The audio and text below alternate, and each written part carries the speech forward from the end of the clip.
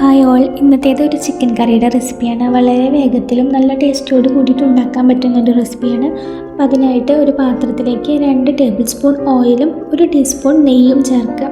ഇത് നന്നായി മെൽറ്റായതിനു ശേഷം അതിലേക്ക് സവോളയും പച്ചമുളകും ചേർത്ത് നന്നായി ഇളക്കി ഒരു 5 മിനിറ്റ് അടച്ച് വെച്ച് വേവിക്കുക.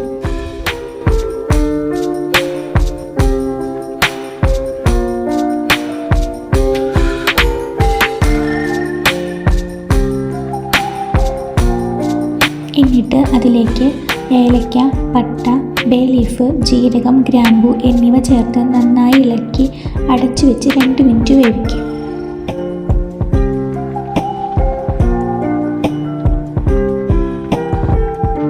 മിനിറ്റിന് ശേഷം വീണ്ടും മൂടി തുറന്ന് ഇഞ്ചി വെളുത്തുള്ളി പേസ്റ്റും കഴുകി വൃത്തിയാക്കി വെച്ച ചിക്കനും ചേർത്ത് നന്നായി ഇളക്കി വീണ്ടും അടച്ചു വെച്ച് വേവിക്കുക.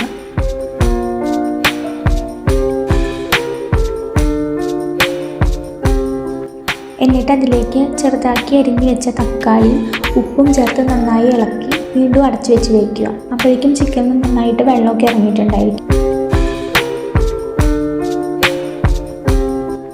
ഇനി ഇതിലേക്ക് പൊടികൾ ആഡ് ചെയ്യണം. ഓരോ ടേബിൾ സ്പൂൺ വീതം മുളകും പൊടിയും മല്ലിപ്പൊടിയും, 1/2 ടേബിൾ സ്പൂൺ വീതം ജീരകപ്പൊടിയും മഞ്ഞൾപ്പൊടിയും കുരുമുളക് പൊടിയും ആഡ് ചെയ്യാം. ഇത് നന്നായി ഇളക്കിയതിന് ശേഷം നല്ല കട്ട തൈര് 2-3 ടേബിൾ സ്പൂൺ ആഡ് ചെയ്യാം. എന്നിട്ട് 1 ടേബിൾ സ്പൂൺ ചിക്കൻ മസാല അതും കൂടി ആഡ് ചെയ്ത് നന്നായി ഇളക്കി ഒന്നുകൂടി അടച്ച് വെച്ച് വേവിക്കുക.